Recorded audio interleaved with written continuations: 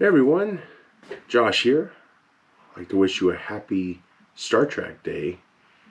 It's hard to believe it's been 57 years since it first premiered back in 1966. September 8th, day before my birthday. Not the year, of course. So today, unfortunately, the time I'm recording this, it's not going to probably make it for Star Trek Day. So it's a little late. I took a long nap. Got up, felt very energetic. Really wanted to do this today. Mainly because one of the items here, two items I'm going to unbox today. One of them I desperately want to watch now. I've been waiting patiently, I guess you could question, maybe. But yeah, that's what this video is all about, is the unboxing. So I definitely wanted to get this done so I could get on with actually enjoying both things. So, to start with, Todd Stashwick, who played Captain Shaw in Star Trek Picard, Season 3, which is out now. The final season, or what I like to call it, Star Trek Next Generation, or The Next Generation, Season 8. I'm sure a lot of people won't agree with that, but I mean, it pretty much is, I think, and it has that feel to it, as well as the movies, what they had, going for them and so on. So anyway, Todd Stashwick, he has his own little business. He's written books through it. He's got merchandise. I follow him on Instagram. I love his morning routines. I mean, he doesn't do it every morning, but just him chilling out in his robe in his backyard eating oatmeal, like, he's such a cool dude. I'm just him and his character, and of course, Terry Matalas giving us this character and this actor for us to enjoy. I love this guy. He's so cool. He's so cool, and I hope to meet him someday at a con. But long story short, his business is called the Nerd Circus. So one day, this was months ago, he posted a pin they made. And I probably shouldn't give it away too much. I mean, I already have kind of. But anyway, I'm going to open this finally for you guys. Ta-da!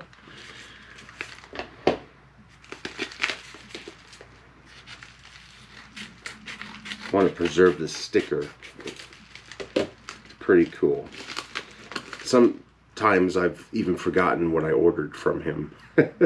Keep envisioning a certain pin. And obviously this isn't Paramount approved. So it's kind of a loosey-goosey pin about, well, involving something from the show. Oh wow, I've got two pins. That's cool. I did not know that or expect that. That's very cool. Oh wow. So cool. So cool. So, it's not exactly, like I said, Paramount approved, Star Trek approved. I don't know if you can see it because it's in this wrapping, but it's a pin. And it says no. And it's him. So it's his likeness. So I think that's how they get away with it. And I don't think Paramount's patented the word no. So, smaller than I thought, but of course I haven't had much memory of seeing it initially. But this is really freaking cool. And this is cool too. It's got this wine glass. Oh gosh, what do you call this on a wine glass? I don't know. I'll get it in closer there. But it's got a lot of cool details to it, and that glass part makes it look like an insignia. So I'm gonna try and use my Q powers and put this on. So let's see if I got it. Warm the thumb up here. All right, let's find out. Cool, very nice. Not easy to put on. My only complaint. I do love it. I'm very in favor of the magnet pins now. I don't know if you would call them pins. I guess you would call them badges instead. Like this badge here I've had made for me from Chris from the Doctor Who podcast. Of course, he makes a lot of props from films, 3D prints, a lot of cool stuff, and that's all under his Camille Corporation banner. Highly recommend you follow him there and the Doctor Who podcast. Magnetic badges are really cool. When I started wearing my Starfleet pins to, you know, movies and so on, they seemed to always tilt, you know, and I had to keep fixing it. It was really annoying. Also, Mr. Stashwick, I'm sure he didn't package this himself. Maybe he did. I'm not sure. I got another pin. Nerd Circus. Go out and follow him if you haven't already. Super cool guy. Love watching him. And I feel for him and all the actors right now and writers. I just hope they can get things, finalized, negotiated out. You know, it's very important. And we need art in this world for sure, right? And of course, Star Trek, nice little segue, is art as well. And yeah, so getting back to unboxing, if you will, my next item, final item, is the Steelbook of Star Trek Picard, the final season. I couldn't wait to get this. I saw it out there, and by the time I was able to afford it, it was sold out everywhere but Best Buy. So, I had a few issues overall with Best Buy with the order of this. Their website's not as user-friendly, but it's here, and I'm so psyched. Very exciting. You know, I love steelbooks. I kind of have at least with one I have a bad history with. I sent it back twice, and yeah, it came back damaged each time. So that's the only thing you run into with these is, yeah, if they're not handled too properly, yeah, it's going to be a big mess. And I was fearing that with this, thinking, you know, oh, I can finally watch it. The case is damaged. I can't watch it. Shit. So, anywho, this has over 2.5 hours of special features. Now, this is a Blu-ray, of course, and I think they released it in DVD as well. No 4K, just fine. But I believe they all have these features. Maybe just the Steelbook. I'm not 100% on that. So yeah, this is really cool. It has audio commentaries. The gang's all here. Vilnius Vatic. I thought she did a really good job, Amanda Plummer. And I learned something. I didn't know she was Christopher Plummer's daughter. Very cool there. Gag reel. I like that. Picard, the final season, Q&A. Yes. The making of The Last Generation. Rebuilding the Enterprise D in deleted scenes. This was a great season. So with that said, let's do this again, the QA. Alright, so first off, got it all opened. Pull this flap up, and you're going to see something very special.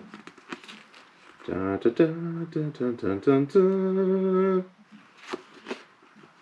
Question out there, do people keep their flaps to these? I don't know. Sometimes with packaging, I'm like, should I keep it? Should I not? Boxes sometimes are so beautiful, beautifully made.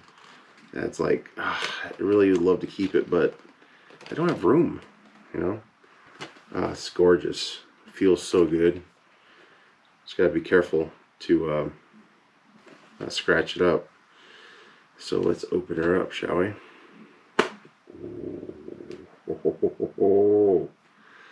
Check that out. Yes. Yes. And of course, I don't want to take the discs out right now. My OCD kicked in. So, I think I have OCD. Not sure. Haven't been diagnosed.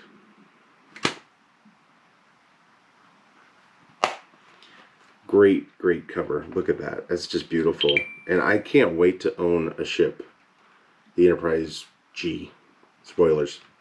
That's probably my only complaint about this season. I do like that they named it Enterprise G, sort of. The whole Titan thing is odd for me. First off, just the whole refit itself, completely changing the ship. Why not just build a new Titan? And I think what would have been more fitting is if that ship at the end was the USS Picard. I thought that would have been a great homage or great tribute to Jean-Luc. But it's fine. It is what it is, right? They can't do everything that pleases me. But for the most part, they did a hell of a job. And so, yeah, that is open now, and I cannot wait to go and enjoy it. I like streaming, don't get me wrong, but physical media is where it's at, man. It's the best it can look. It really takes into account all the craft in it, with production design and just the sets and the way it was shot, the lighting. It's just, you should buy something like this just to show appreciation. Don't buy everything out there. Buy things you love, you like. Because, if your internet's bad, you're not going to be able to watch anything. And I had a lot of trouble watching this season with the Paramount Plus app. I even went over to Amazon Prime because I heard that was a better way to view it. You can channel your Paramount Plus through it. That was a little bit better experience. The interface is not as great as Paramount Plus, but overall, I think this is going to look a lot better. And I'll get back to you guys. Maybe the next episode I record with Steve, I'll talk more about it and give it a nice little review. I can't imagine it being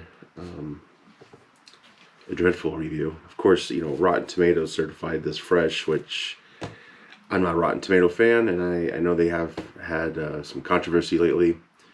I think they've always kind of had some controversy. But anyway, I don't really care about that freshness meter or whatever it is. But that aside, it is Star Trek Day. Yes, I've opened some presents to myself. Sadly, this was my birthday present. Thanks, Mom. But yeah, I just quickly want to go over my fandom with Star Trek. So, I have so many great childhood memories that involve Star Trek. And it's going to sound really nerdy and, I don't know, immature is the right word. I'm not sure. But I could weep over how much I love Star Trek. I really could. I kind of feel it now. I don't know. It's just something so special to me, so dear to me. And it's been a presence in my life, most of my life, really. And, you love a lot of things in life, and I still do. Batman's probably second. But, growing up, you would I would shuffle through the things I like. I get tired of them and go to the next thing. It never really was a whole culmination, if you will. Ghostbusters, Ninja Turtles, Batman, Star Trek. Star Wars didn't really get into until I was like early adult years. Phantom Menace the re-release of the films in theaters kind of brought me to it, so a little bit younger. But yeah, Star Trek's just always been something very special to me. And I know it's special to a lot of people out there, including whoever's watching this. I hope, hope people are watching this. But yeah, I think Star Trek 4 is my first introduction. And which is funny because that's not really the movie where you got to see all the uniforms in the Enterprise. Really, not as much as normal, anyway. But that was my first introduction. So when Star Trek 5 came around, I was super psyched to see them in their uniforms finally, and them on the Enterprise. And my father would explain to me like this was a TV show, I believe, and they look like this on the show. So they're older now, they're different looking, and yeah, it was just a lot to take in.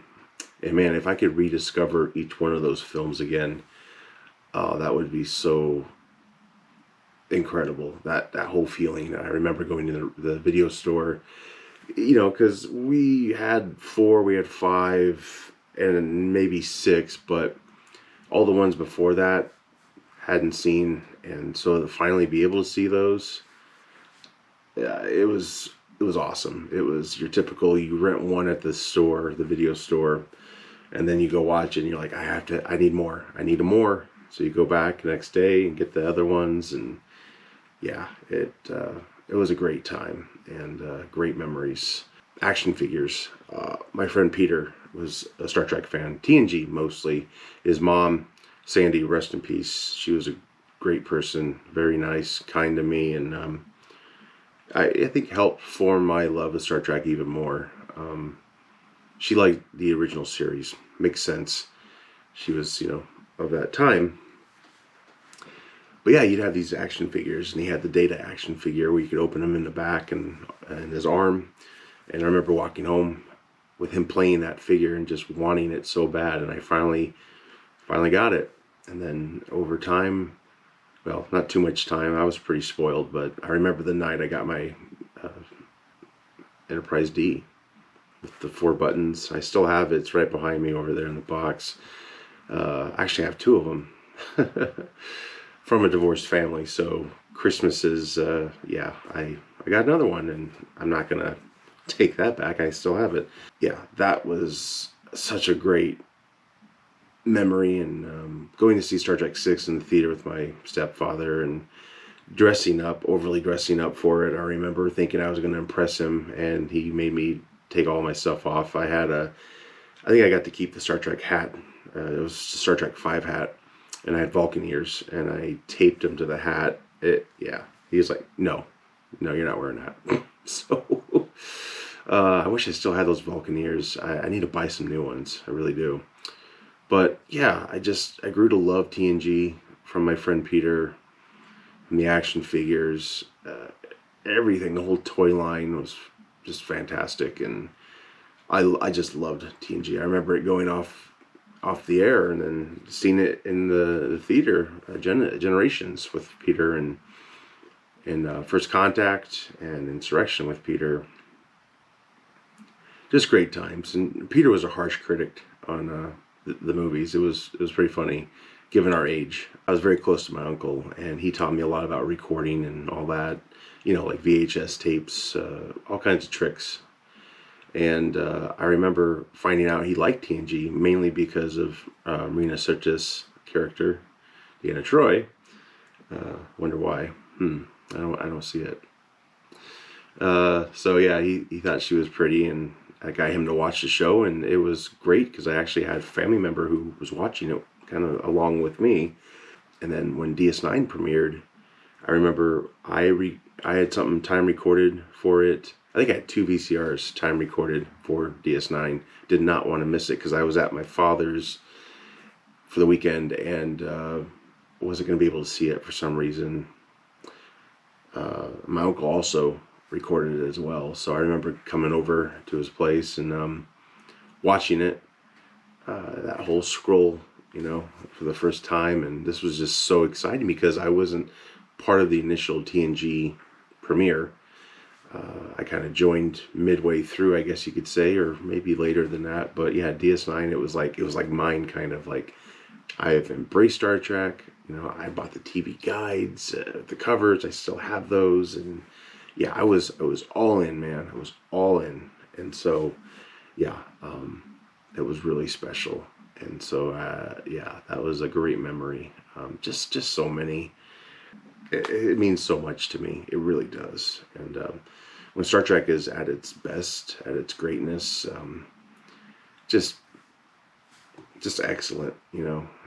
Great feeling overcomes me, and final season of Picard definitely did that. I was glued to the set, they used to say, every week for a new episode. I couldn't wait. Nichelle Nichols, I keep bringing this up. We haven't recorded for a long time, me and Steve, on Mission Report. I wanted to,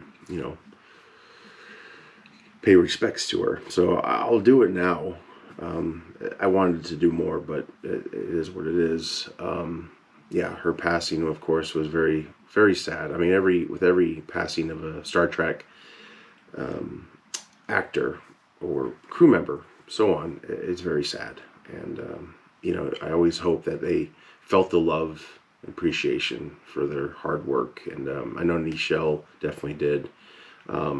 Yeah, I got to interview her a few years ago. Of course, I met her.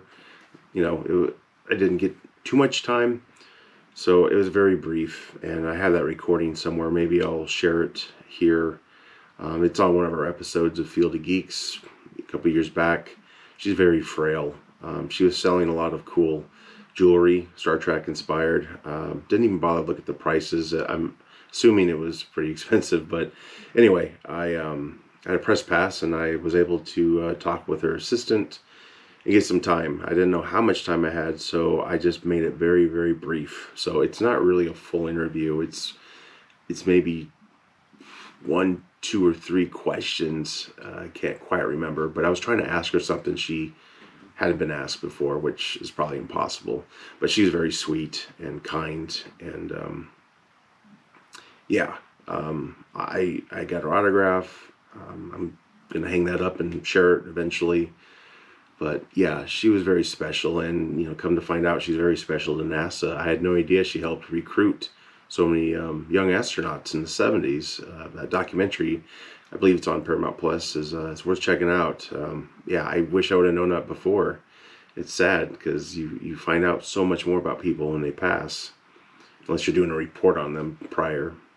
Like I said before, out of all the things I love, excluding family, of course, Star Trek is my happy place. I'm just happy that it's Star Trek Day, and grateful for the final season of Picard, season 8 of TNG, and I'm hoping for a spinoff of Picard, with Terry Matalas as showrunner, and of course Todd Stashwick. They said there's a way for him to come back. I'm hoping, and he is too, I'm sure. He's, of course, with the strikes, they haven't been able to negotiate much, so unfortunately, we're not going to be able to find out much for a while. So, Hollywood, get your crap together. That's all I'm going to say. Yeah, mission report, I talked about before. We're going to get back into the swing of things. Steve and I have some ideas. We definitely want to watch some old episodes of Trek. And, to maybe do some comparisons of the episodes, reviews, obviously, best and the worst.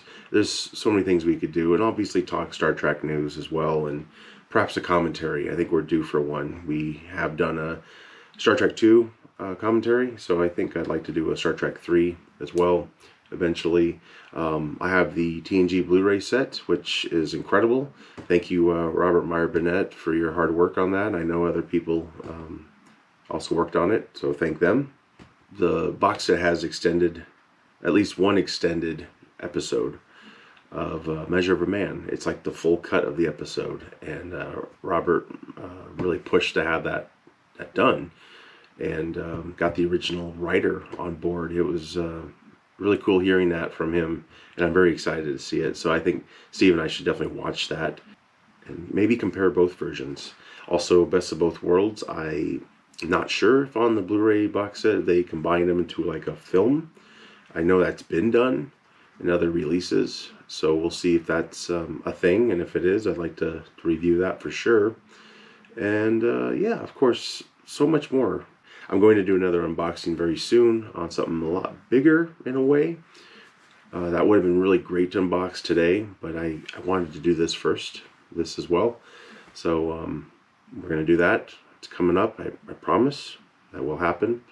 So stay tuned. And of course, check out Field of Geeks.